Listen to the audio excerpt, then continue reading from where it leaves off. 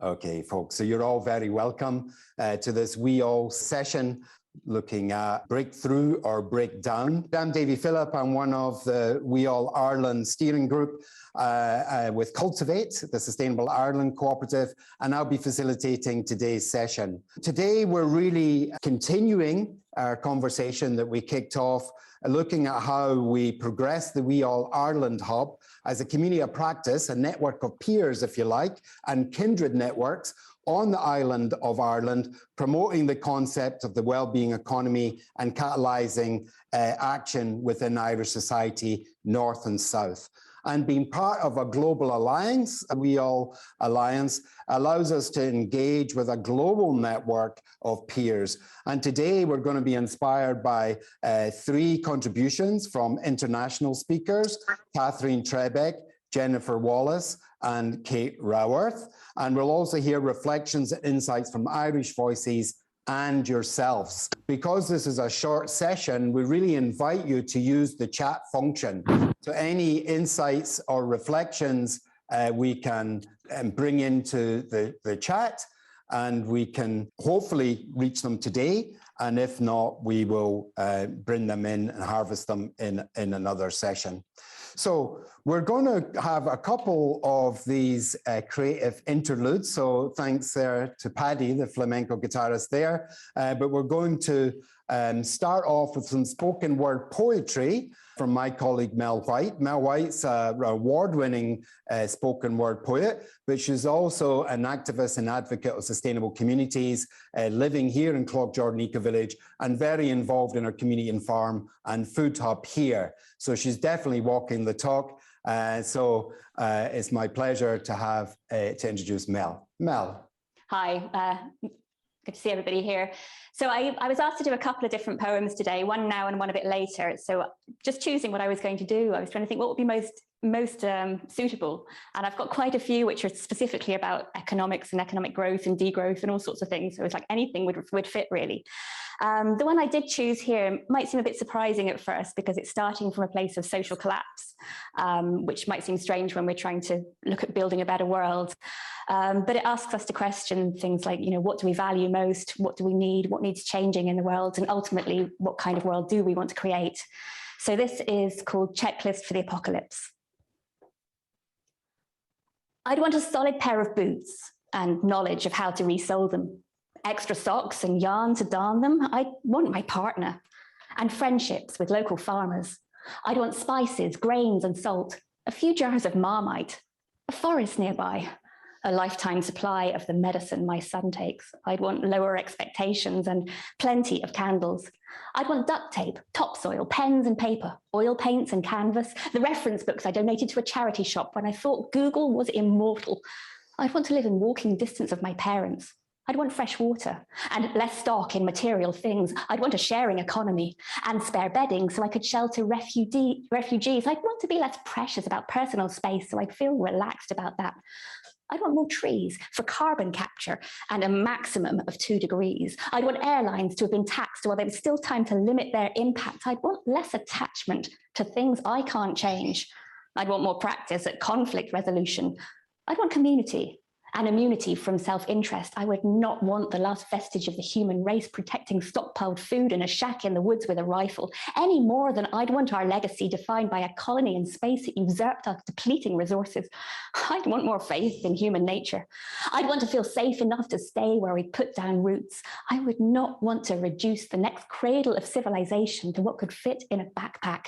If we had to abandon our homes, I'd want each household to have access to a flat-packed Noah's Ark, equipped with 2 of each species, except head lice. I'd want us to think twice about reseeding a social system based on colonial moral foundations. I want consensus that we'd never design a society that exported the cost of our lifestyle, that valued convenience more than survival. I'd want us to do better next time. I'd want this paradigm subverted. I'd want the Overton window to shift so far that if you stood still and tried looking through it, your nose would be pressed against a concrete wall and several feet to your left would be broken glass and an opening we could step right through. I'd want the truth to be nothing to be scared of. And I'd want music And stupid jokes, celebration of the fact that we still had future hopes. I'd want chats and hugs and love, and I'd want to feel grateful. I'd want whatever we had to be enough. Thanks, Mel. A great start to this We All event, and you can show your silent appreciation using the functions for that. So just to remind people, if you're using social media, we have a hashtag breakdown or breakthrough and a tag We All Ireland, if you can find that. So to give us some context for today and the purpose of this session, I'm going to introduce Sean. Sean's one of the We All Ireland partners involved in FASTA and the EHFF. So over to you, Sean. So I want to contextualize what's going on today, and to a certain extent say what the objectives of the day are. So first of all, I want to go back to the beginning of this journey on We All and the Hub, because today really what we're doing is we're launching the Hub to a certain extent formally, but we've been working on this for over a year. So a year ago, a few of us got together, FASTA and EHFF, and you can find out more about those. Maybe one of you will put the websites down in the chat. We came upon We All independently, and since then we've stuttered at the start, but a year ago, almost virtually at this time, we started to gather a team together, and we strengthened the team, and you'll meet some of those today, particularly Peter and Colette and Davy and so on. They represent very strong organizations, quite diverse organizations. We, based on this team, which we kind of call a leadership team, we started to explore really a vision for well-being not just in this part of the island, but on the whole island. Since that year, we've built some resources, I would call it. We've got a web presence. We've started off with some steps to build alliances with other hubs, partnerships, Australia, New Zealand in particular, Scotland, and we'll have a Scottish presence today, and more recently, Denmark. So there are hubs in these countries, and we want to learn from them and draw in, and I'll come back to that today. So we had our first event online on the 23rd of June, and we discovered, and we knew this already, there's a lot happening by individuals and activists and groups in Ireland, and we're very, very pleased to see many of you back today. So what are we about in this hub? So we see ourselves as, in a way, being a catalyst to creating a space for conversations. We're not a normal membership organization. We don't want you to join as a member, but we want to help develop an inspiration for change or a transformational societal shift. And the hub is for anybody who recognizes that well-being is holistic, and that the impact of all these other systems, the political system, the economic system, the energy system, the agricultural system, all these have impacts on our well-being. So we're really about shifting narratives and really about, at its core, what the purpose of the economy is. And we want to draw that together and disseminate and empower knowledge and evidence about really what a well-being economy might look like in Ireland, on the whole island, and that we want to embed those thoughts and principles into all levels of governance and all of the societal systems. So we're very conscious that a lot has also been happening around us in the country. So there's been great work by NESC and the Teachers Department, but their focus is on a framework and indicators of well-being. It's important, but we want to put it in its place. We want to follow this through and really to a transformative action program. And we see that the government's action on climate change looks promising, but listening to the radio this morning, I think, as we would say, the fat is hitting the fire. Who is prepared to change? Who are the vested interests that are going to share out equally the change and the dramatic change that's required? And what of a totally new perspective on all this? Why can't we significantly change our agricultural, our food processes, our energy systems, our transport systems? Everybody needs to be involved in all this. So basically, today we're coming, if you like, from the global to the local. And we see this as a key role for the Hub. We want to draw on our own unique cultural, linguistic, and intellectual perspectives in Ireland and take what's happening internationally, the best thinking that's going on, and draw it into ourselves and to make it our own, so to speak. Irish history has a unique perspective on many of the things that are going on both in Ireland today and what's been happening in the past. We are an island on the outside of Europe. Being an island makes us very different. Where I sit today is only a few hundred meters from where the first commencement of major invasions started, when Dermot Gilla was taken away or eloped with one Dermot MacMurrough and invited the Normans to Ireland.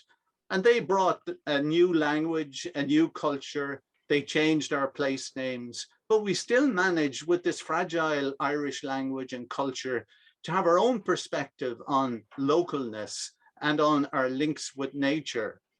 Those of you who speak Irish will recognize in our place names, I wanted to mention a few of them: Ballach O'Sheen, Gub an Uller, Awn na Cliche, Owen an Scoil, Drim Moor. All of these evoke contacts with nature and with physical places. Our native speakers are in fact probably true Indigenous people who, if they were in other parts of the world, would be treated like that. The word Gael, an Irish person, links with the Welsh language, and we were recognized as being knowledgeable about trees. I think it's no accident that this week two of our poets, major poets, Maura McEntee and Brendan Kennelly, died. And they were both linked with Kerry. And it's said that in our mythology, that Amergin, a poet prince who came to Ireland, and this is documented in the Laur Gabhála, the Book of Invasions, and he created the first poem in Irish, an invocation to nature. And he did this by putting his foot down in Kerry, and he spontaneously invokes the land of Ireland. I am wind on the sea. I am a wave of the ocean. I am the roar of the sea. I am a bull of 7 battles. I am a hawk on the cliff. I am a teardrop of sunlight. And so it goes on.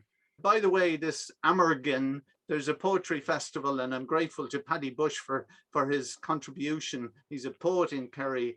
There's a poetry festival devoted to Amergin in Kerry in a couple of weeks' time. So much for Kerry. So today is, to a certain extent, a watershed for us in the Hub.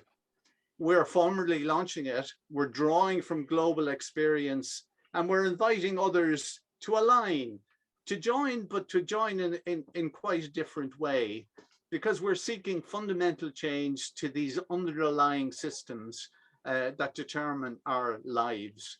But we're also, we also want you to join us in creating a new vision, so that we can change not just the narrative about economics, but we can change the vision as to where we want to go. So tá fáilte roimh ar an trus, so biggie ling. So you're all very welcome, and I look forward to your contributions. Thank you, Sean. Let's keep moving with this really interesting session. Our first contribution is from Katherine Trebek. Katherine is a co-founder and senior strategic advisor for the Wellbeing Economy Alliance. She's also the co-author of a book, The Economics of Arrival, The Ideas for a Growing Up Economy. She's a senior visiting research fellow at the University of Strathclyde and distinguished fellow for the Schumacher Institute. You're very, very welcome, Katherine. The floor is yours.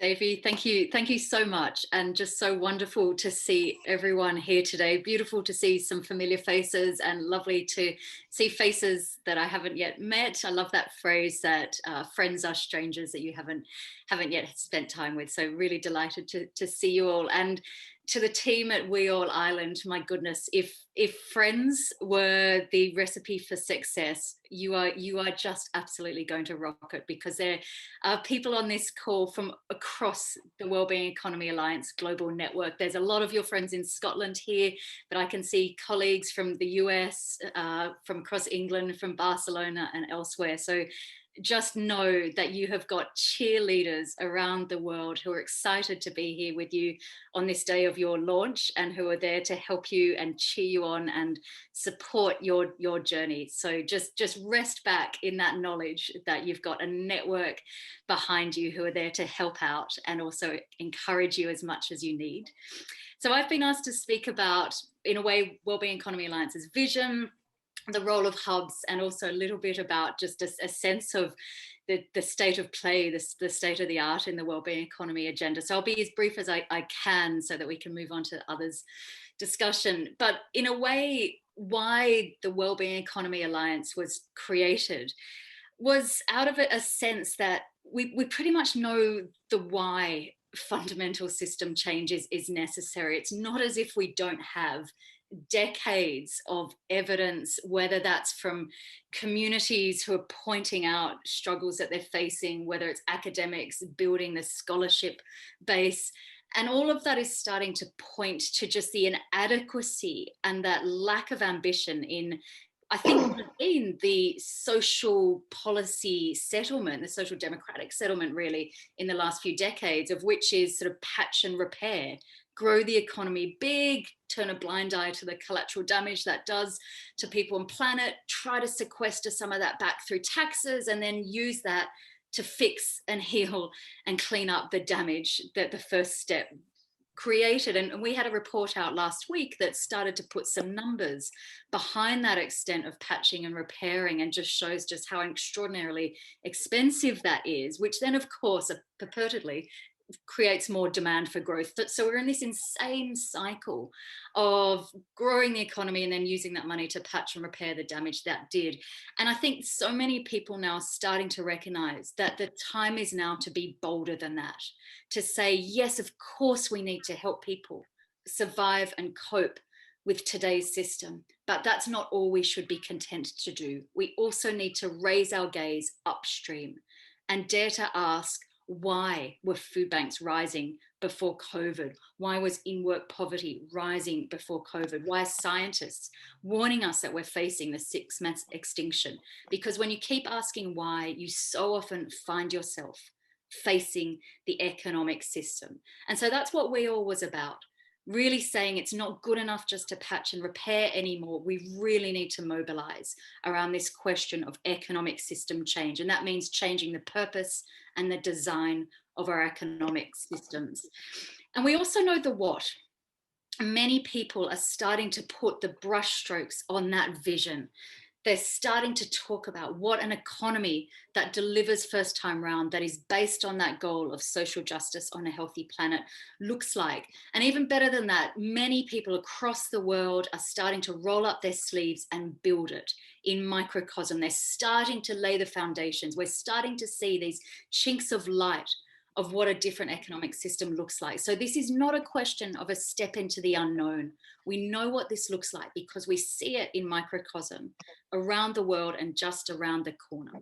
So that leaves us with the question of how, and why the Wellbeing Economy Alliance, which rather beautifully translates when it's abbreviated to We All, which is essentially our theory of change, is that it is by collaboration that we will start to achieve this. We will start to build the momentum and the power bases to affect change at policy level, webinar going, sort of businesses we operate in a wellbeing economy, how we change practice, and of course, how we change ideas and our sense of imagination of what is possible. It is only through collaboration, because it's not as if people have not been working on this for decades. What we require now is for us to link arms and support each other and learn from each other like we've never done before. And that's where the hubs come in. The hubs are really about making this conversation manifest in local level, at local level. It's about having eyes on local context, on local need, and of course, on local opportunities. but they've got the same parallel vision and way of working that the global organization has. That's about being cross-sector, knowing that everyone is needed around the table for this effort. It's about multi-level, focusing, yes, on individual practice at niche level, but also translating that up to the policy regime change, but also going further to thinking about how do we understand the economy? What sort of questions do we ask about the economy? What is the very purpose of our economic system, the space of our ideas and our paradigms? So we need to be at all levels. And we also need to support the pioneers that are out there so often facing great headwinds, who are rolling up their sleeves and delivering this. We need to support those pioneers. So that's what hubs are about, is about translating that theory of change into local level and building that momentum for change. And as Sean has identified, there are hubs around the world who are standing alongside you in Ireland, wanting to go on that journey with you, wanting to share what their experiences are, share their lessons, share their challenges, and link arms and bring about this economic system change. And my final point, why this is absolutely needed, is because I think we're at a moment where it is all to fight for. This conversation is being opened up. No longer are these ideas dismissed as naive and romantic and idealistic, like, believe me, they were even just a few years ago. People are waking up to the need of change at system level. People are impatient with just patching up. Some of these conversations are starting to reach into more, if I can use that term, mainstream spaces and institutions. Just on Friday last week, I was invited to speak to all the director generals of the European Commission, who were having an away day, who said they needed big ideas for a post-pandemic future. So we're starting to be invited into these spaces. And of course, the science is absolutely clear on the extent of change needed. Young people are impatient for that change. Opinion polls are saying the public is ready for it. Perhaps more importantly, deliberative exercises where people are dialoguing and speaking to each other show that when people get a chance to engage and have conversations, they are ready for bold change as well. But up against that, of course, and you'll face this, is path dependencies, recalcitrance, resistance, and I think perhaps most damagingly, people's limited imaginations that change is possible. So that is your task, is to inspire and build hope and encourage people to work together to transform our economic system so that it's one that serves humanity rather than the other way around. And I'm so excited to help you and be with you on that journey, and more power to you, because my goodness, we need everything you're going to do in the coming years. Thanks so much, Davey. Thank you, Katherine. That was excellent, perfect introduction. We're going to hear one more contribution now from Jennifer Wallace, and then we're going to have two quick reflections from Irish Voices. So Jennifer Wallace is the head of policy at Carnegie UK. Her key areas of interest include well-being, public services, and community empowerment. And she's the author of numerous books and has been closely involved in the Wellbeing Economy work in Scotland and in Northern Ireland. So welcome to you, Jennifer. Yeah. Good afternoon, everybody. It is such a pleasure to be here and to be joining you on this inspiring event. I am sandwiched on the agenda between two of my very favourite people. Katherine Trebek and I have collaborated for a number of years together, and it's always a pleasure to hear her speak. This is the first time that I have shared a platform with Kate, so this will, you understand, be a bit of a career highlight for me. So great to be here and fantastic to be speaking to you. Carnegie UK is an endowed foundation based in Dunfermline, hence the accent. And from that base, we cover the whole of the UK and also Ireland. So I'm speaking to you largely about the work that we've done in Northern Ireland today, but we also had a programme for a good number of years with the Wheel in Ireland, looking at participating people. So it was about citizens rising, about citizen engagement, and about that journey that you've all been on in Ireland about participatory democracy and listening to voice. So we watched that from Scotland and from the rest of the UK. As Katherine has said, the work of We All, and I'm a spokesperson for We All as well, it creates a platform that allows a number of different organisations to come under that banner and talk about the social change that we all want. Of course, those organisations, we all tend to have our own frameworks, and this is the Carnegie UK framework. So I'll just share with you what's really important to us, though, is those social, economic, environmental and democratic outcomes are all equally important as we think about social progress and social change, and that democratic well-being actually came out of the work that we've done in Northern Ireland in particular, as we saw just how important it was to get voice and choice and engagement within our participatory systems if we're going to achieve any of the other outcomes that we want for our societies. As an organisation, we work on two aspects. We work on tackling issues that threaten well-being, and Catherine's already covered some of those, and I know Kate will as well. But we also work, and most of my work is on putting well-being at the heart of decision-making. So how do we work with the systems of public policy to change how governments make decisions so that they are more in line with the well-being of the people? Now, that is work that we've done across the UK and work that we've done particularly in Scotland with colleagues, but also in Northern Ireland. And the story that I want to tell you now is about what you can do, first of all, to win the argument with governments, but also then to start the very long journey after that of public policy change. So the work that we've been doing in Northern Ireland started in 2013 with a conference very close to Stormont, and Peter Doran was a leader in that conference and a leader throughout much of this process. I know Peter is a founder of We All Ireland as well. We worked through a roundtable to come up with an argument for change, which concluded in 2015. And then in 2016, we were delighted when there was a draft programme for government in Northern Ireland that took that wellbeing approach and attempted to put it into policy practice.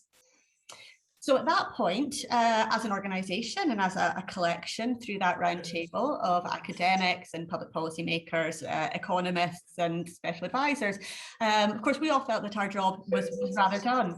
Unfortunately, 2017 saw the suspension of the Assembly. And at that point, we had to change our thinking. If we really wanted to embed a wellbeing approach in government in Northern Ireland, we were going to have to go to the place where government still existed, which was local government. And so we shifted our attention to a programme of activity to embed wellbeing in local government. Now and these are the very practical things we can do. We are a privileged organisation, and we had endowments that we were able to spend. And I don't say that lightly. I know not all organisations have access to these types of funds, but I do want to say that it was the most significant single investment that the Trust has made in my time with it. And I've been here for over 10 years. So it was a very significant investment in trying to embed wellbeing at a local level. And we did it through a process of engagement with the entire community in Northern Ireland, but also with 3 local authorities who worked with us. And we worked through their community planning processes to co-design a programme on embedding wellbeing. So what happens when you start putting wellbeing into policy analysis, into the policy process? What we found really interesting from the work we were doing in Northern Ireland was the extent to which what they wanted to do in order to embed wellbeing was to build that shared narrative through shared leadership, to build a shared narrative with the public through co-production, and then to focus on areas of sustainability or language around future generations. So you'll see there, and I've highlighted the times that community came up in their activity, engagement comes up. Derry in particular came up with a natural capital account. They wanted to find ways of bringing the environment into their decision-making processes. We did participatory budgeting pilots where they embedded voice within those policy-making processes. And again, really, really focused on getting young people's voice in, so a future generations element there. So that's a sort of case study of the type of work that we've done to embed wellbeing at Carnegie. And from that and our work in Scotland and the work that we've done in researching other wellbeing approaches, we can probably make some broad conclusions about what embeds wellbeing frameworks. So the first thing I'd say is it needs both the bottom up and the top down in order to work. Now here I've got slides for Northern Ireland and Ireland. So we know that the Irish government, as was mentioned earlier, has a commitment to a wellbeing framework. We have the NESC report, so the top down element is there. The 2016 draft outcome-based programme for government from Northern Ireland is there, and we expect a programme for government after the next elections in Northern Ireland, and we hope that it continues to be wellbeing focused. But we also have local activity, the public participation networks and community planning in Northern Ireland, which both came in around the same time. And interestingly, both from the bottom-up community lens before that top-down by a couple of years in the Northern Ireland case and by longer in the Republic of Ireland. So both of those work together to create the conditions for change. What else creates the conditions for change? Well, we know the technocratic and the democratic both matter. So yes, we need more data. We need to understand what well-being is. We need to understand how people can operate with well-being within a public policy domain. We need civil servants to embrace that culture change. But we also need the voice of civil society. We also need community organisations and others to put pressure on politicians to make that change and to keep going on that change rather than be diverted by other priorities. And what's come out of our work time and time again across all of the governments that we've worked on around wellbeing is the need for time and space. We need places to come together as professionals across different boundaries, and as communities and citizens across social boundaries. But in order to do that effectively, we really need a shared language that helps us talk about social change. And that's why, for me, wellbeing is such a powerful concept, because it's something that, while we may argue about the nuances of wellbeing, wellbeing economy, sustainable wellbeing, we all know roughly what we mean about the change that we want to make in the world. And we can help create that shared language to develop from. And we also need time to develop and implement new systems that support the shift to wellbeing. So in a lot of my work, I talk about the importance of dismantling the new public management approach to public services, that transactional approach to delivering units of public service to passive users or consumers. If we're going to overwrite that whole system, it's going to take time, effort, and energy. And we need spaces and places where we can invest in that with all of the voices that we can bring to bear on it. And one example of that is work that Katherine recently provided for a collaboration in Scotland on Being Bold, which was about children's budgeting. And I'll put this link in. It gives you a detailed analysis of how the system itself has to change in order to embrace the narrative and the vision of a wellbeing economy. And for all of that to flourish, we need more movement building, more discussion, and more debate. And exactly the type of space that we hope We All Ireland will be moving into. Thank you. Thanks, Jen. That was excellent again. So we're moving into two quick responses to what we've heard so far. So I'm going to invite Peter Doran, who's a senior lecturer in Queen's University, and also founder of the Environmental Justice Network in Ireland, and Colette Bennett, an economic analyst at Social Justice Ireland, who's also a member of the steering group of our We All Hub. So Jen, I'll just take you off and find Colette. And Peter, do you want to give us a quick response? Yes, thank you very much, Davy, and thank you to our three wonderful keynote speakers today. I would just like to refer to the leadership of the President of Ireland, Michael D. Higgins, in this conversation. And in many ways, Michael D. embodies, I think, the particular gift that this island can bring to the conversation on the well-being economy. He has long embodied that sense that we are, yes, part of the European space, the European project, but we're also an island that has experienced the colonial project, and out of that experience has offered unstinting solidarity with the global south, and recognizes that in order to tackle this question of reconciling our future economy with social justice and the planetary boundaries, then our regard for the global south, for the climate justice agenda, must accompany our new understandings. And I think his work, alongside the recent commitment by the government to well-being, gives us a wonderful sense of permission to now listen to communities and organizations and local prophets, if you like, who have long sought to transform the Irish experience, to inflect the economic agenda in the image of our own heartfelt solidarity for ecological sustainability and global solidarity. I think that's part of the job of We All, is to provide a space for that conversation to now flourish. Thanks, Dave. Thanks, Peter. And now over to you, Colette, Social Justice Ireland. A quick response from you. Thank you very much, Davy. Yes, so thank you. I was really struck by Catherine's piece there about keep asking why. We in Social Justice Ireland, we train community groups, we train individuals as well in relation to policy. And that's always my thing. Go back to being 3 years old. You want to know everything, and don't stop until you have your answer. Why? But why? But why?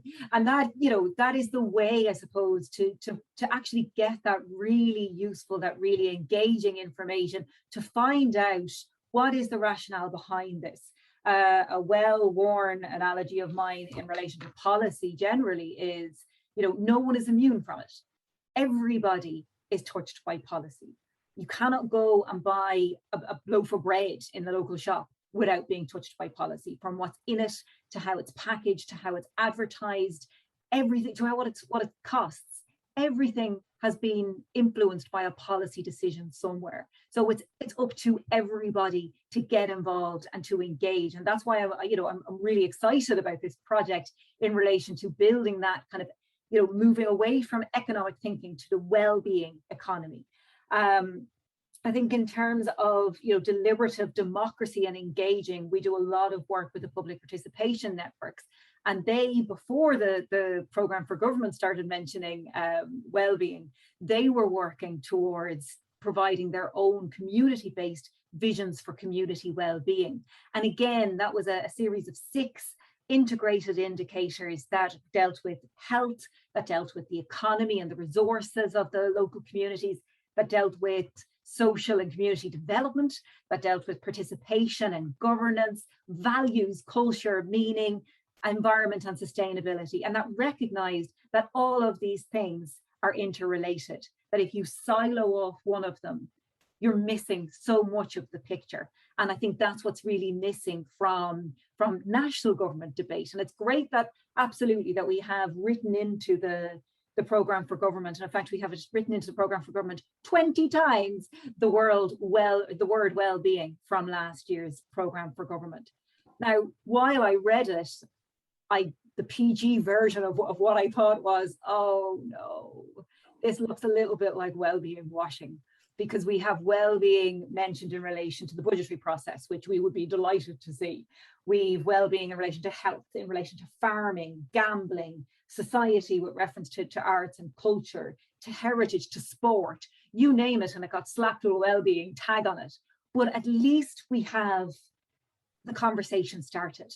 At least we have a government document with a task force behind it and the resources of NESC looking at the consultation process around it to actually start engaging in what this means and what the transformational change will be required to actually get this off the ground. We have instruments to point at, to build on, and to build accountability into, that we and the very many groups and individuals who are now engaged with this, who have almost woken up to the concept that these decisions affect me, affect me and mine. Yeah. You know, if COVID did anything, and I know I'm running over time, so I will stop, but if COVID did anything, it made us aware of what our actions do to others. And I think that is as a real force for a well-being project like this, that it isn't just us anymore. It's how we interact with each other and with other countries and the global south. So I'm really looking forward to the rest of this and to getting people's ideas and how we can make that transformational change. Thank you. Thanks, Colette. Thanks, Peter. Please do share your ideas, any reflections into the chat. We're going to be harvesting that throughout the day and bringing it into some sort of report where we can also share the slides for the people that are asking. So we're going to take another little creative pause before we introduce our main speaker for today. So again, we're going to have some spoken word from Mel White, an activist and resident here in Cloghjordan Eco-Village. Mel. Thanks, Davey. So I won't spend too long introducing this because I know that we're tight for time to get so many inspiring speakers in today. But just to say that what I think is needed more than anything is a change in the narrative of the public imagination and the way that the way people see the world and describe it to themselves. So this poem is called The New Mythology. It started in a dark place. Oh, there were those who believed it started with a big bang, and those who believed it started with a word from the lips of one man. But the truth was, it started underground. It started the way all things start to grow. It started in a dark place in the harsh depths of winter. It started with a seed bomb. It started under the ground, in the graves of Palestinians, in the rubble that remained of a town, in the eyes of a woman covered by a burqa. It started in a dark place. It started in the skin of children that laboured in sweatshops, raked through landfills, mined for cobalt. It started in slums without sunlight. It started in a dark place. It started in the guts of fish suffocated by plastic, in the last gasps of the polar bear, in the horn of a rhino prized by poachers. It started when sea levels rose, when the earth was quaking and people fled their homes amid floods and droughts and hurricanes. It started in a dark place.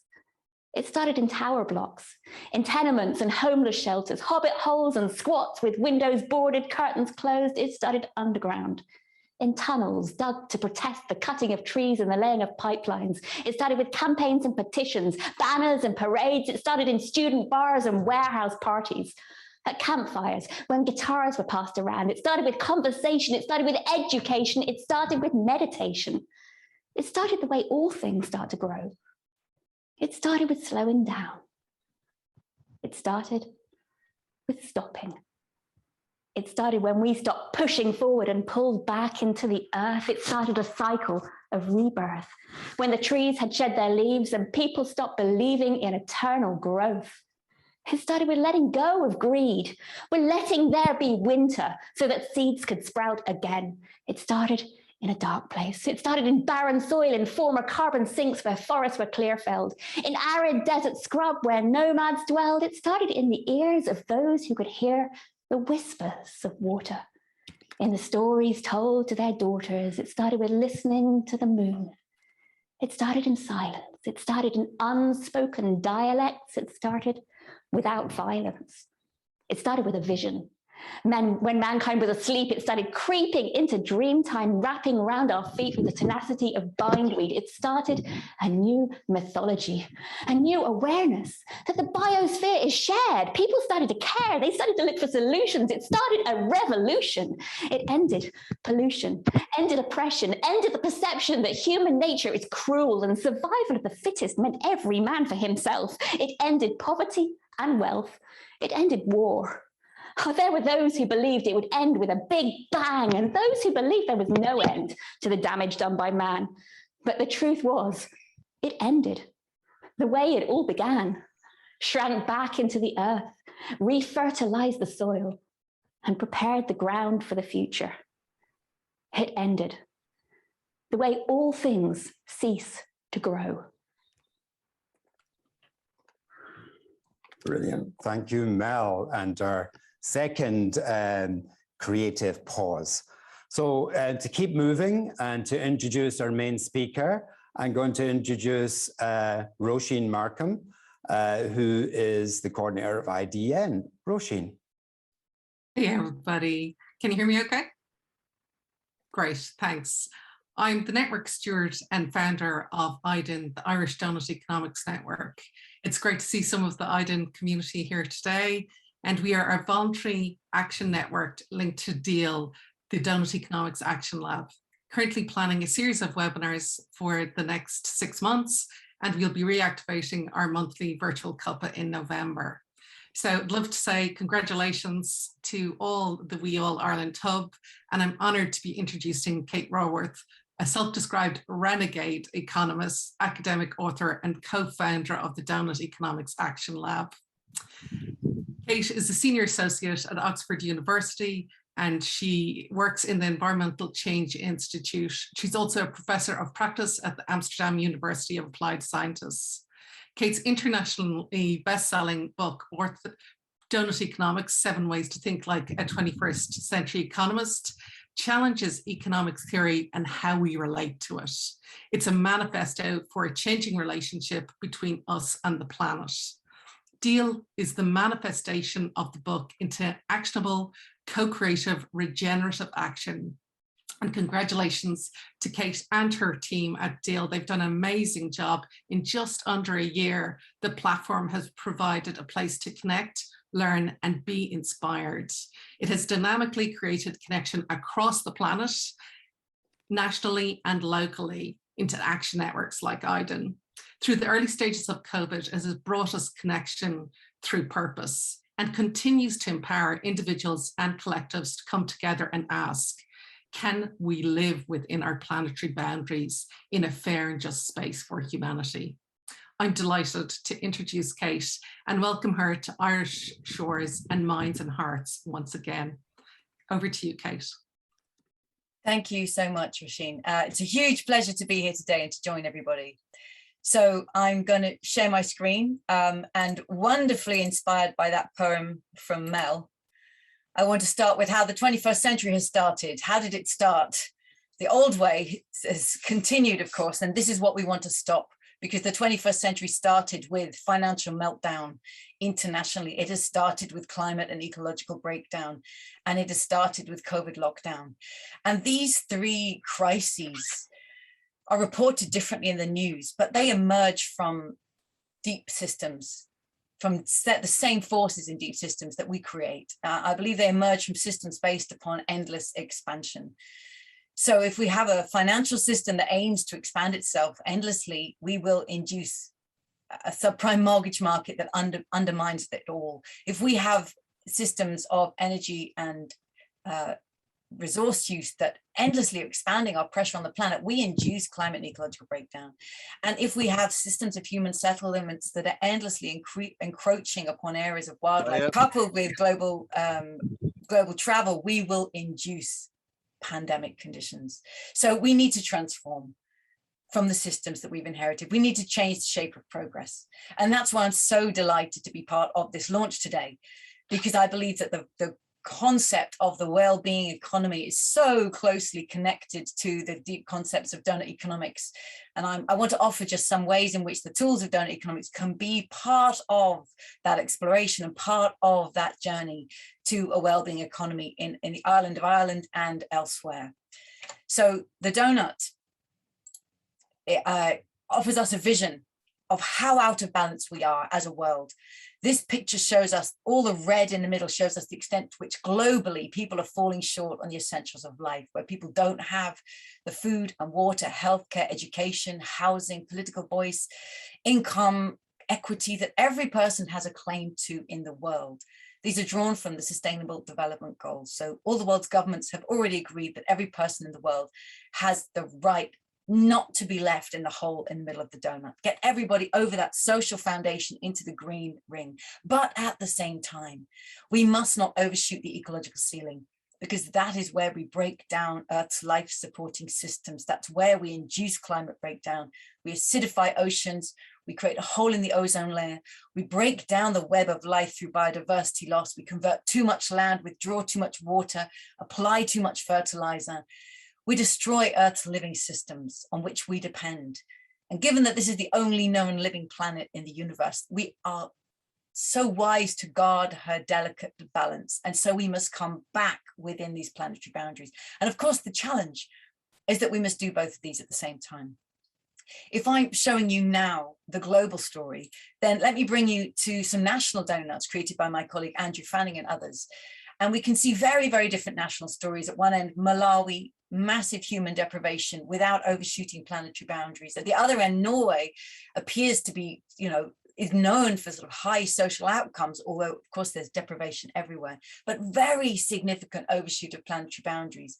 China, significant shortfall and overshoot, and today I'm including Republic of Ireland's donut, showing that of course there are social challenges which are not as visible as they would be if we weren't looking at a globally comparable chart, but also significant ecological overshoot. But the point here is that every country must now go on a journey that it's not been on before. Every nation must transform. To me, there's no such thing as a developed country, advanced nations. We're all on journeys of transformation, recognizing the impacts that the ecological overshoot of the high-income nations are having and have been having on the lower income countries in the world, and undermining everyone's prospect of living within planetary boundaries. So how do we transform? How do we turn this corner? How do we become the generation that starts going in the other direction? And according to Mel's poem, how do we stop this shortfall and overshoot? How do we turn the story around and start moving into that space of the donut? So I want to share today just one of the tools that we're developing that we hope will be useful in the context of the island of Ireland and many other places. So how can Ireland, the island of Ireland, live within the donut? What would it mean to bring your Ireland within this space? Let's unroll it and turn it into a canvas where we can look between the social foundation and the ecological ceiling, both here in your Ireland and in the rest of the world, that relationship. And it can become a canvas for exploring. And all the answers, of course, emerge from that exploration. And that's why a hub that brings together so many different voices, that brings together different perspectives and local knowledge and experience and history and possibilities, that's where the answers come from. What this, I hope, could possibly provide is one canvas that enables you to make that exploration. So we start with the question of how can Ireland become a home to thriving people in a thriving place, while respecting the well-being of all people and the health of the whole planet. And this breaks into what we call the full lenses of diving into doing a portrait of your place through the lens of the donut. First, how can all the people of the island of Ireland thrive? And how could the island of Ireland be as generous as its own wildland next door?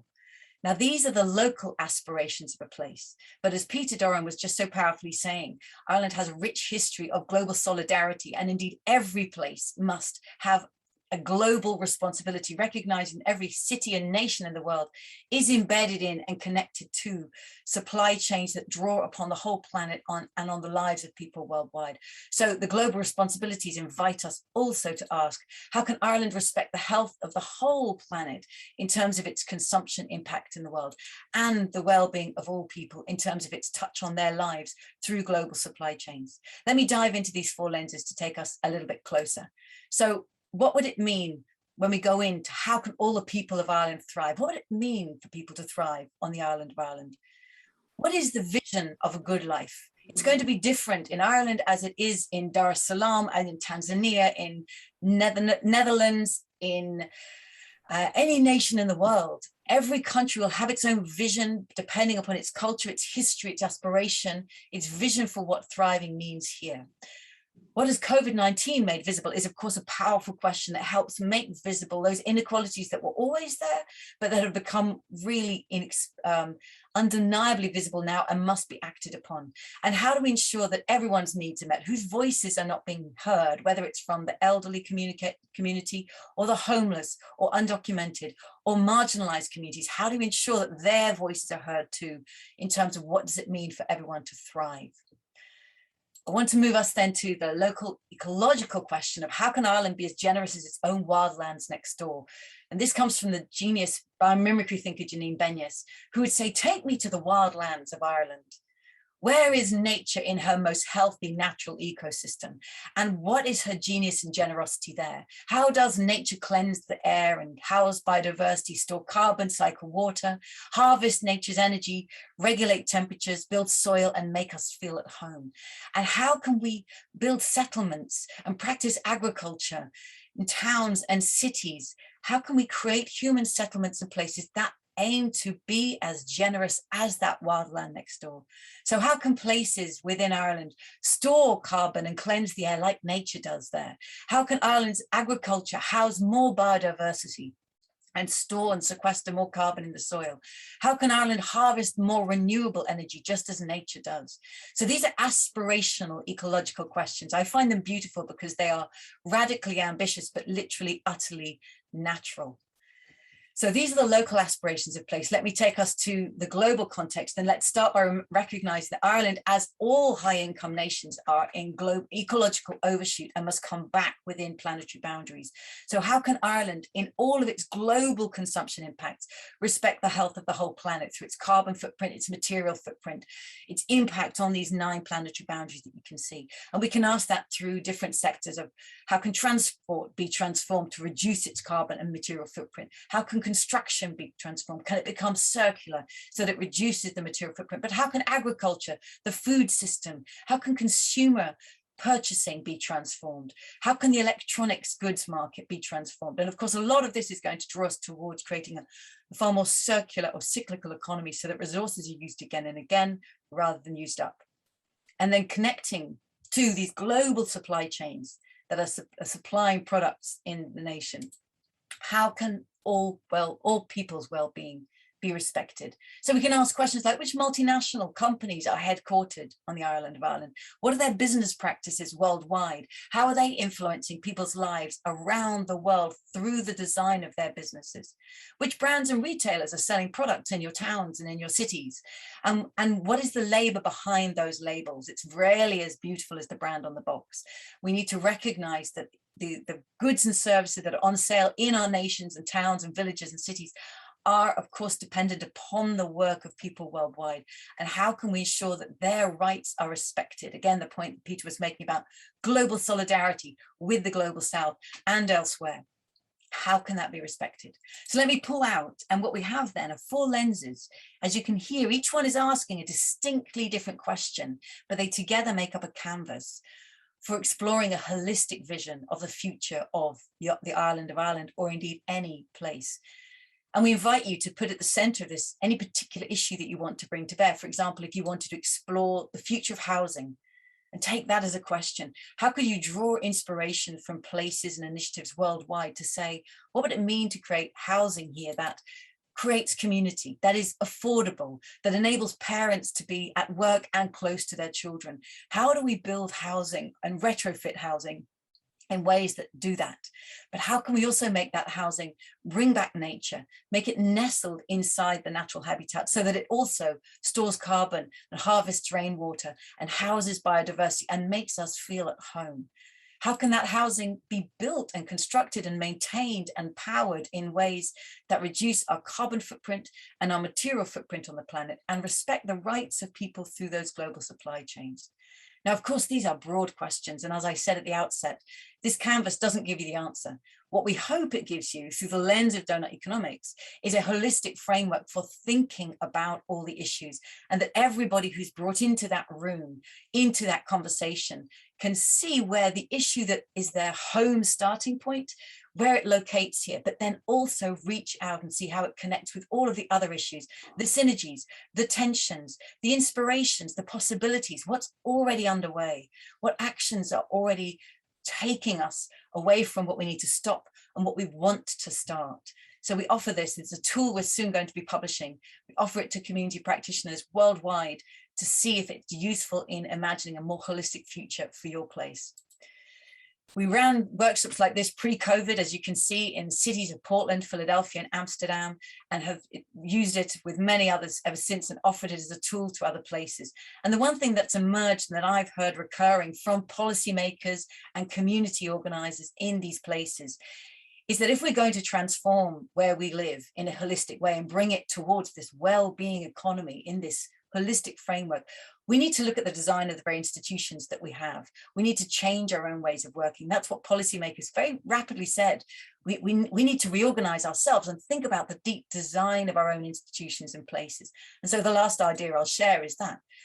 How do we look not only out at the transformations that we want to bring about in our spaces, but how do we look inside the organizations, the institutions and networks and redesign them to be in service of these goals. Because many 20th century inherited institutions were designed and focused and measured around asking an old question, which is, how can we make our economy grow? And it was measured against GDP. And we've heard such wonderful contributions today about why that just doesn't serve us, why that must be left behind as a vision of what we're aspiring to. We are not aspiring to endlessly expand. We're aspiring to thrive. And the donut is one model that enables us to make that visible, to meet the needs of all within the means of the living planet, to respect people's rights here and worldwide. So what enables a place to pivot from asking that old pursuing endless growth question to the far more recent well-being and thriving economy question? We think there are 5 design traits that we invite everyone to reflect on and explore.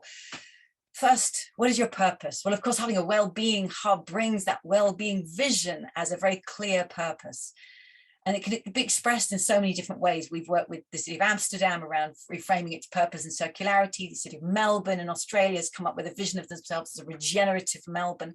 So different places will be drawn to different frames and language, but the point is to have that clear and articulated purpose that then begins to drive new metrics that we've heard about already today. What about networks? What are the networks that need to be left behind? Networks of old lobby influence, networks of vested interest that no longer should have that close place and influence over power, but actually new networks to be formed, connecting with the community, connecting with residents through deliberative democracy. And again, I was enjoying the last presentation around seeing it's both bottom up and top down, and that connection in between is what makes it work. What new networks of industry need to be created to connect them into a circular economy, recognizing that the waste from one process becomes the food for a next. So how do we create the networks that actually serve the movement towards this direction? What about governance? Whose voice is heard in decision making? What are the metrics of success? When are regulations with a long, loud legal message put in place with hard governance? And when does soft governance of behavior change, of value and norm change? And what are the deep values of your place that will enable you to pivot towards this new future? And how can they, through culture, be enhanced and brought to life? Then deeper still, to ownership. And to me, this is a really powerful question. Who owns the sources of wealth creation?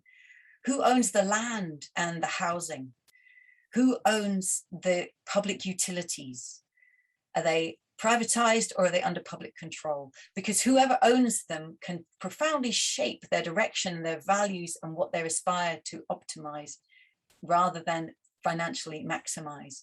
Who owns the enterprises in the nation? Are they multinational corporations, or in what ways, through community wealth building, are local and small enterprises being built because they will reinvest their revenue into their own local community? And then lastly, down crucially to finance. How is finance being put in service of a well-being economy rather in service of itself? How is the annual budgeting cycle being harnessed to create a well-being budget, as we're seeing some nations start to do? How are public savings, like the public pension, being divested from the old ways and invested in new ways?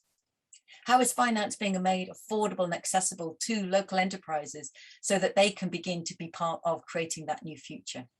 So those are just some of the ways we can explore the purpose, networks, governance, ownership, and finance of a place. And what we found everywhere that we've been working, from towns to cities to nations, is, of course, every place is embedded in a wider system within a region of nations, within the world. But every place has powers to act. What it can within its own realm stop doing, and what it can within its own realm start doing. And these are the transformations to bring about. And of course, these are the conversations that take us deep into unlocking the new designs that can bring about the wellbeing economies that we seek. So I hope these serve as useful ideas, and congratulations on the launch today.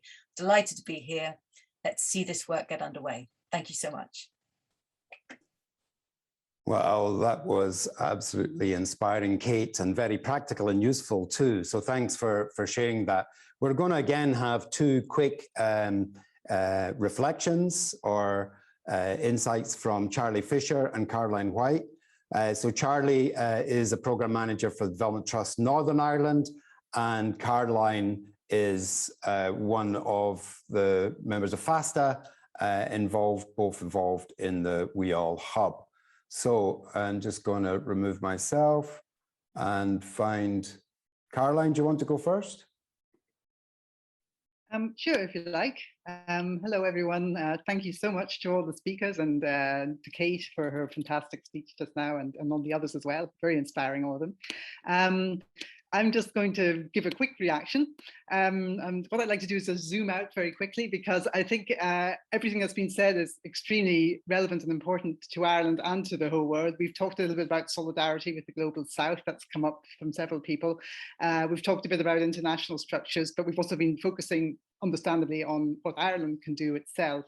I think we also need to think about the big picture and the relationship between Ireland and other countries.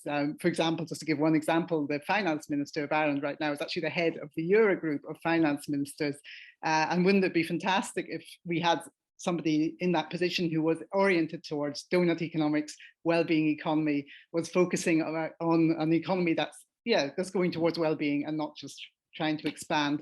So I think the overall relationship between the different countries and the pressures between that are put on different countries to behave different ways are really important to take into account, and it's important to think about that as well.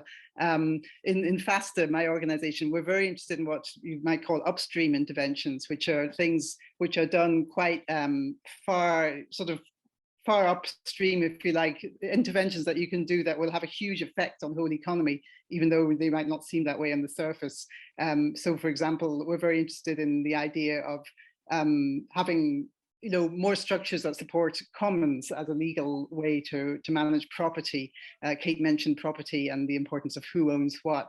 And we're very interested in Elinor Ostrom's work on the commons. And for example, we like to think of the atmosphere as a kind of natural commons. And then what happens if you think about the atmosphere as a commons?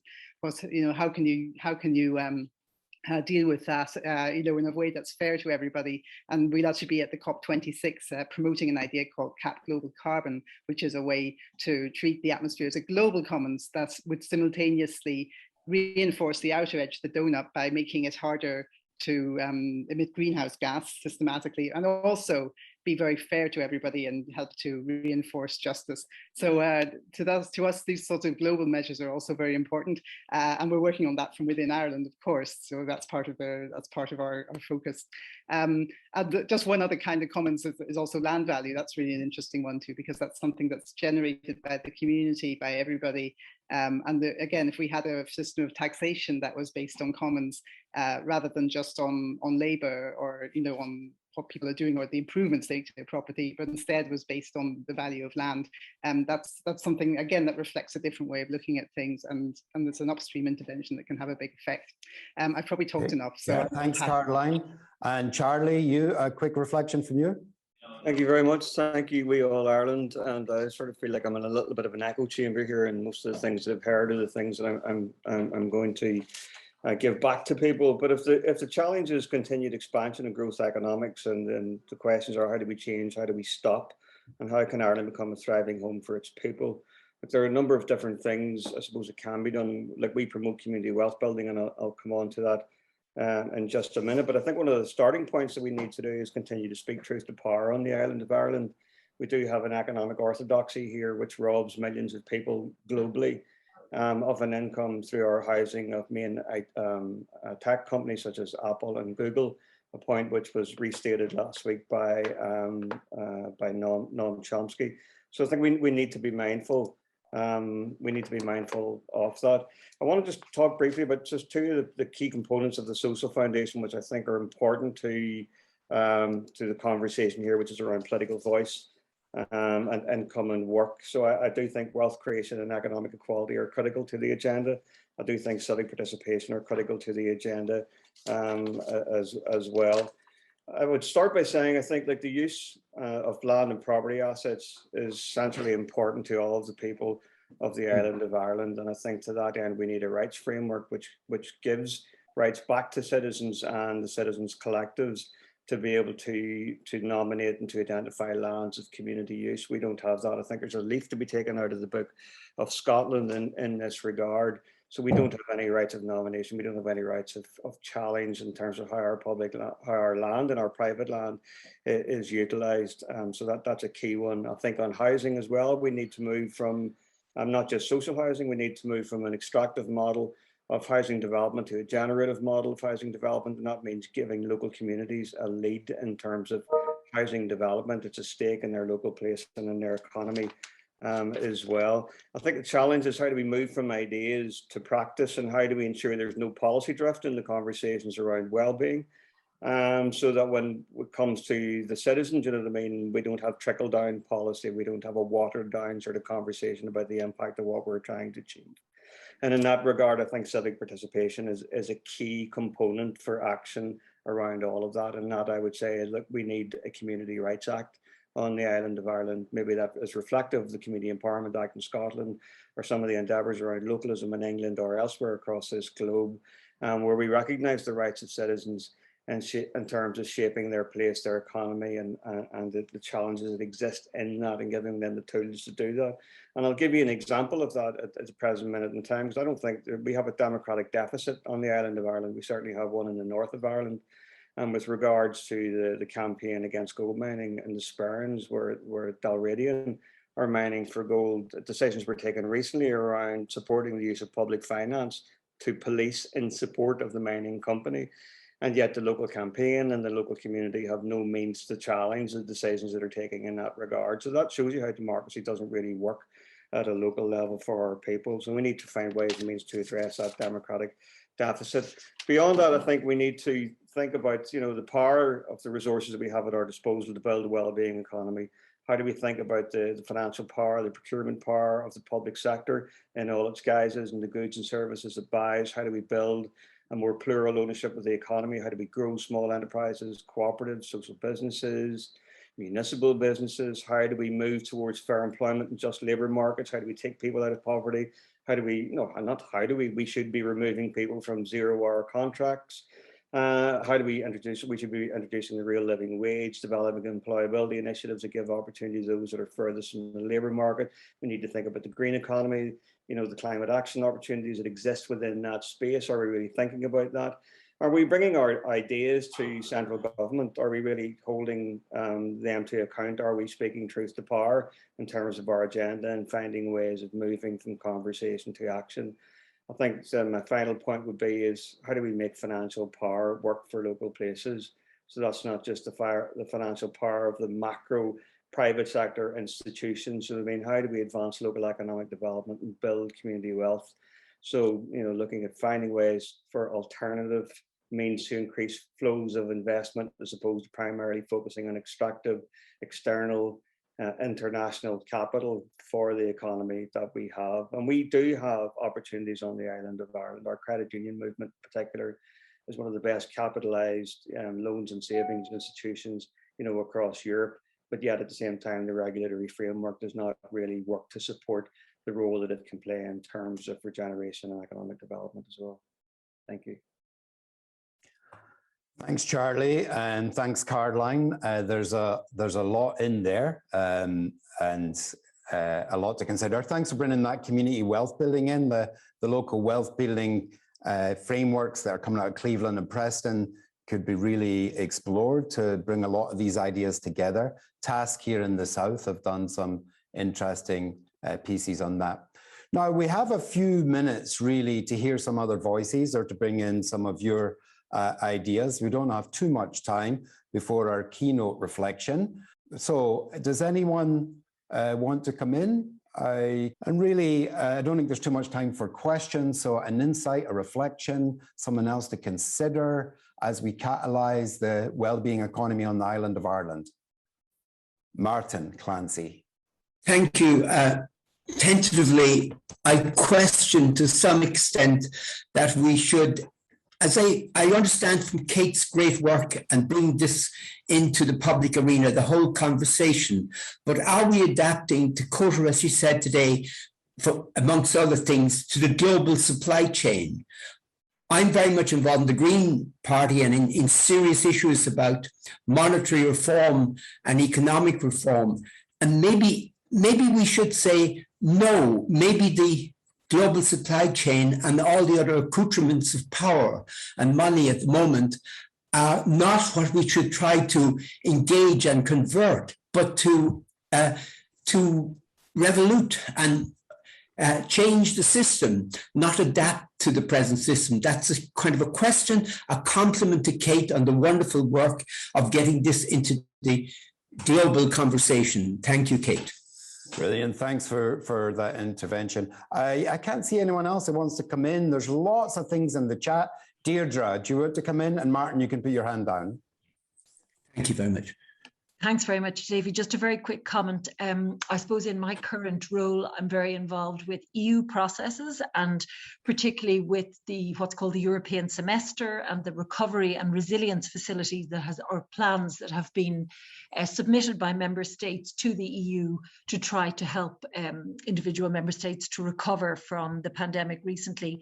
And I'm trying to work out how this amazing work on the wellbeing economy and envisaging and trying to put in operationalize a new wellbeing economy can somehow merge with the work that's being done, because I think the EU in many ways is very positive about moving in a much more sustainable direction with our economies, but these processes that are in place, the European semester, the recovery and resilience plans and so on, are ongoing while we're discussing the need to transform our economies. And I'm wondering how we can try and bring this debate, this discussion to those established processes where we can try to really ensure the transformation of the language that's being used, but also of the way in which investment is being spent and to whom, who's being involved in decision making and so on. So that's the question that really comes to me today, listening to the speakers. Thanks.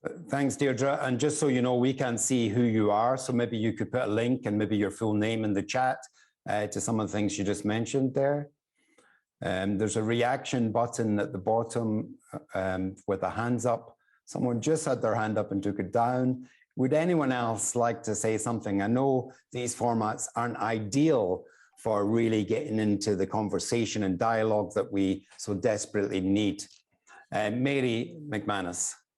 It's just that how do we move from knowing what we need to do to actually doing something? And whilst it's great to start conversations not going to put food on the person's table who's lacking food or get them a new house. Do you know what I mean? So it's like we need very, very practical action. And I do believe that community wealth building does offer us that. And somebody did put in the chat there, what do you do about officials who don't want to move? Where you see places that are trying to affect change, they have people who have a sense of urgency about social justice in positions of power. So what do we do here, where last week, there was a budget that really didn't do anything for the housing situation in the South, for example. We had a community wealth, a declaration by the minister here last year that we're going to have community wealth building in the North. But as yet, we haven't actually had any practical action. So although things are moving, do you know what I mean? There are green shoots, but it's not fast enough for the people in need, I suppose is what I'm saying. Absolutely. We need to accelerate these actions, but there's 120 people in this call, all doing something, all playing a part and active somewhere. And so once we start to bring those stories together, we can really see and claim or get the policy changed and the narrative changed. Going to take one more voice from Mark. Mark, would you like to come in? It's a real pleasure to be here. I'm sitting in Glasgow at the moment, but originally born in Belfast, but so proud to be amongst such great people today. And I'd raise the question about peace and the role of war in not only the oppression of sort of democratic rights, but also the destruction of the planet, and the fact that the US Army is the third biggest emitter of CO2. I see the kind of movement forward and the wellbeing movement as linking addressing patriarchy, addressing militarism, and addressing colonialization as this combined, linked. We can't have a wellbeing economy without understanding these things are intimately linked. So I'm just interested in people's views about that. And the excitement of a world which didn't have these these things in it. What an amazing place that would be. So thanks to everybody for this fantastic event. Thanks, Mark. Bernadette, if you're really quick, come in and do that. But just to highlight that We All is about movement building. It's not just about the conversations and narrative. Bernadette? Hi, I'm living in Donegal and working with some cross-border groups on rights of nature.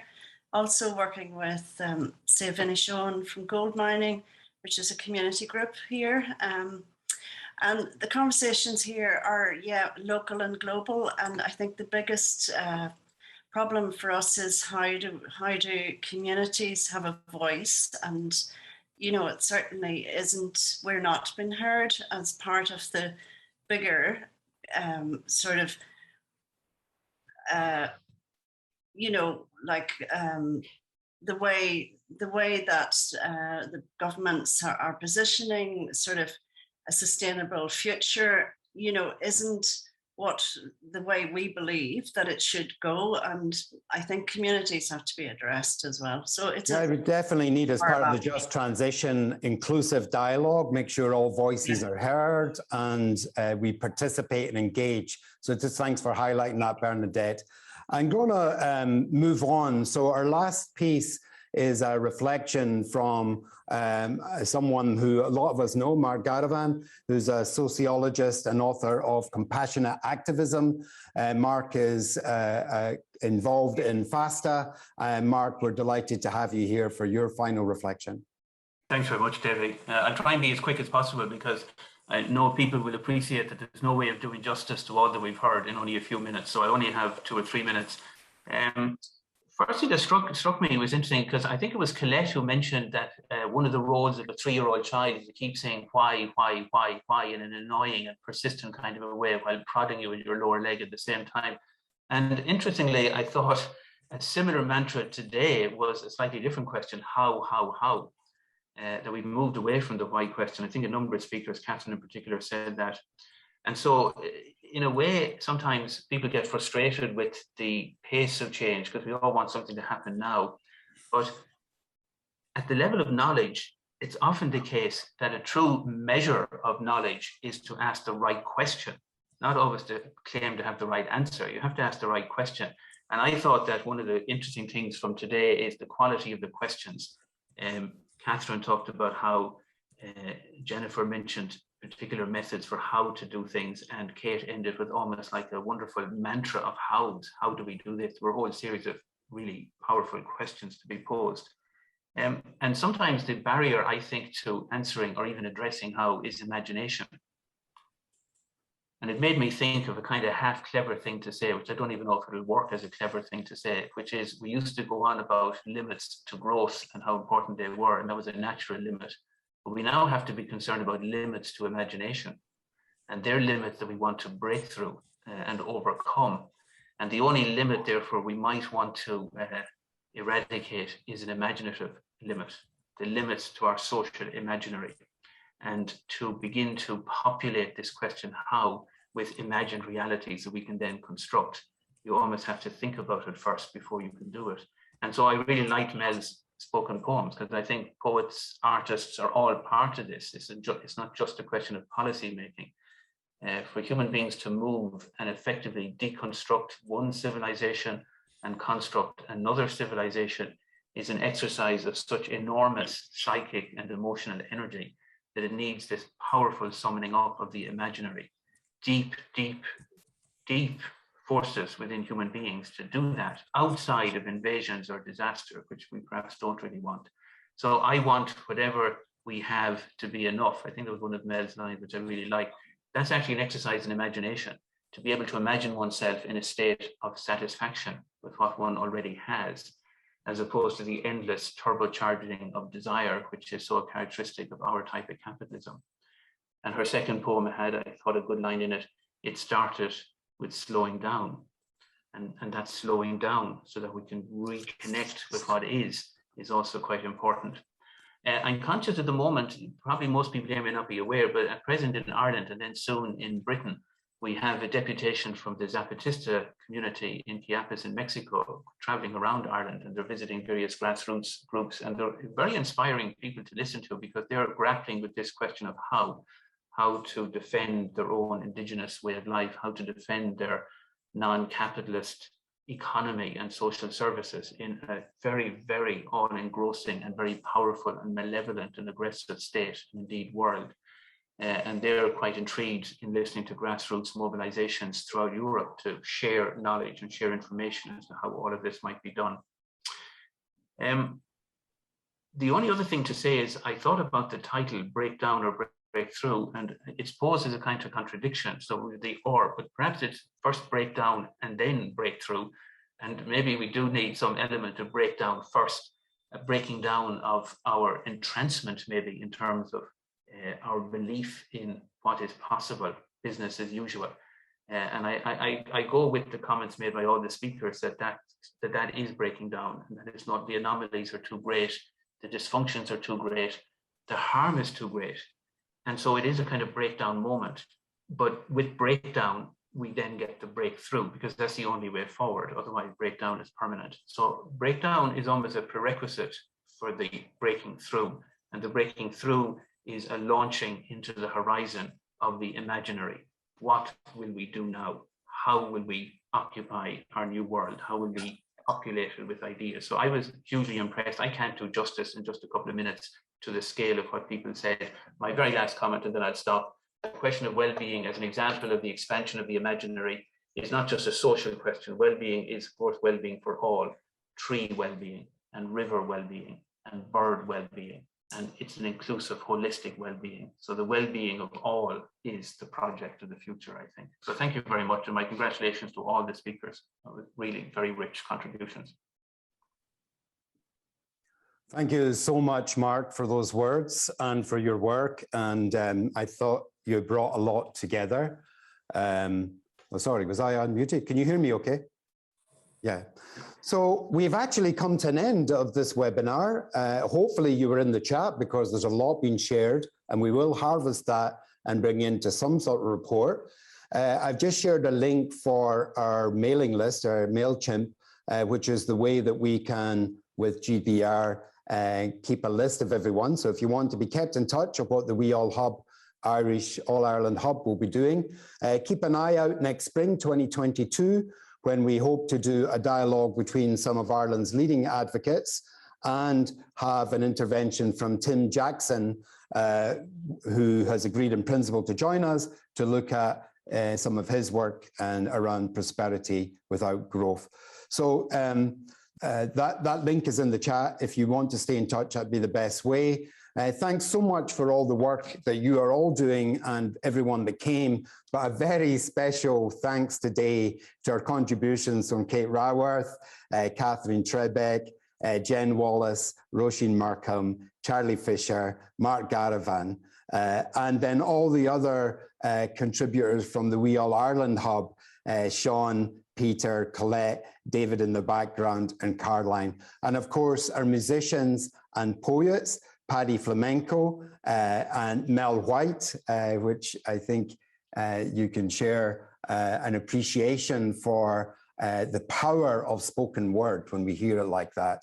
And then we're going to close with another little interlude with some music, a recorded piece from an Irish musician who's a bard, a storyteller, and a singer, who's recently narrated a new film for IGNI on the rights of nature, John Spillane. So he'll play us out. Thanks again, everyone. And we look forward to staying in touch and continuing these conversations. So thank you. Bathed in glory, the linnet sings with all its heart and holds nothing back. The turtle dove sings for free. The blackbird sings best from her nest in the blackthorn tree. Without them, there is no music. Hi everybody, John Spillane here, delighted to be here as part of the Wellbeing Economy Alliance. Working together to transform the economic system into one that delivers social justice on a healthy planet. When the morning breaks and the light comes flooding down in all our lives and the air is singing, who sings the stars down from the darkness? Who cracks open the dawn? Us, cried the blackbird and the thrush. Us, cried a red-breast robin.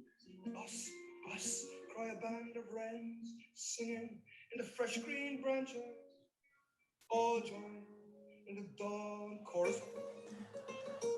Where's the one? The Wellbeing Economy Alliance, policy framed in terms of human and ecological well-being, not simply economic growth.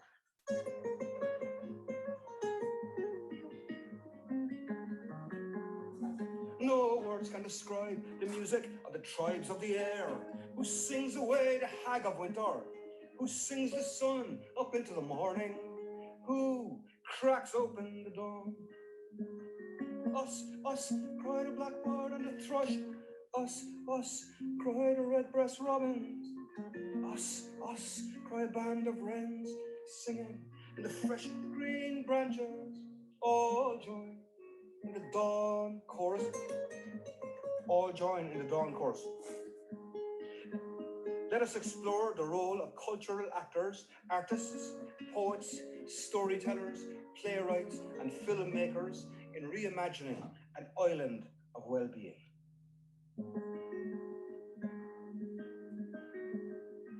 Us, cry the blackbird and the thrush.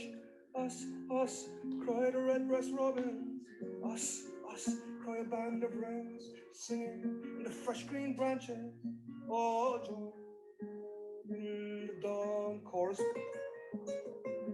An island of well-being marked by solidarities of peoples and with our global, local lives on this earth. The blackbird sings best from her nest in the blackthorn tree. The skylark and the meadowlark, the chaffinch, the chiffchaff, the greenfinch, the goldfinch, they sing for all they are worth. And the wren, the king of all birds.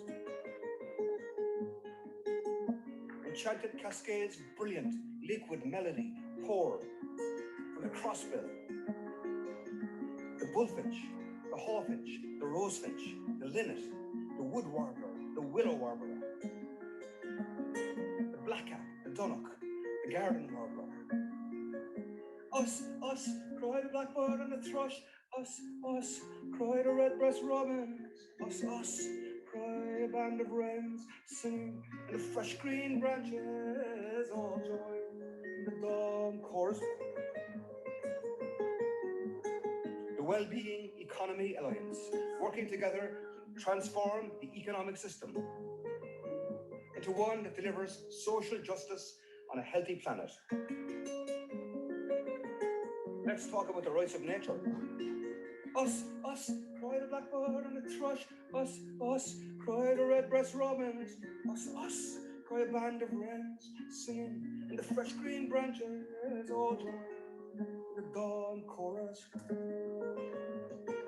Stone chat, wind chat, stone chat, wind chat, house sparrow, tree sparrow, hedge sparrow. The woodlark, the mountain lark that sings away the dark. For sheer joy, they sing the dawn. Without them, there is no music. Us, cry the blackbird and the thrush. Us, cry the red-breast robins. Us, cry a band of wrens singing in the fresh green branches. All join in the dawn chorus. Thank you. Thanks, John, for that. Thanks, everyone, for coming today and contributing and making this a wonderful event. So watch out for other actions. Keep on doing what you're doing, and we'll see you next time. Take care.